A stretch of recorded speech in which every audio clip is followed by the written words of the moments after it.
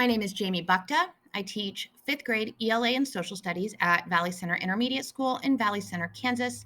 This tutorial is over RumourGuard. This is a web-based program. You can find it by typing rumorguard.org into your web browser.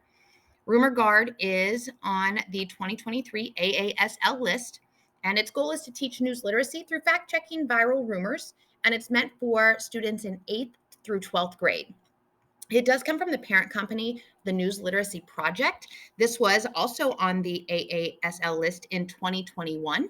The News Literacy Project is a nonprofit, nonpartisan organization.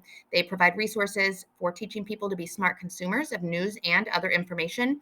There are several other programs available through the News Literacy Project. RumourGuard itself does not require login. You do not have to sign up for it, and it is completely free. But some of the other programs from the parent company News Literacy Project do require you to create accounts. The first thing I want to point out is if you scroll to the bottom, there is a section and about the website section and something about their processes.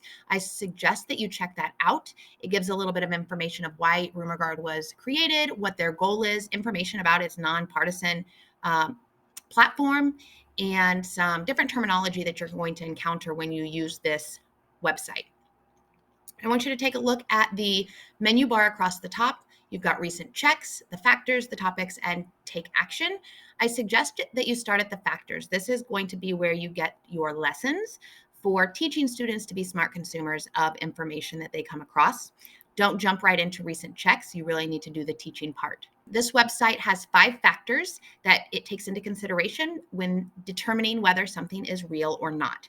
The focuses are authenticity, the source, evidence, context, and reasoning. Within each of these, there's a little explanation about what it is. And then there is an icon that you can click on that's going to take you to the techniques, the lessons that are available to teach each of the factors. You can click on the black icon, or you can simply scroll down. It takes you, it's all on the same page, so it doesn't matter how you get there. For each factor, there's a set of lessons, PDFs, websites that you can use to teach your students about that factor. For each one, there is a PDF that you can download that gives definitions, information, red flags, your best defenses when teaching that factor. All of them are set up very nicely and easy to read and great for students to use as they're learning about the different factor.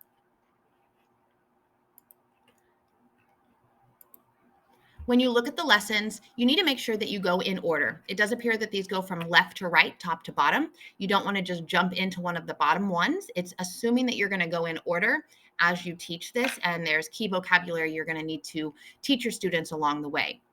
When you go to a lesson, it's going to take you to another platform, again, within that parent company, the News Literacy Project.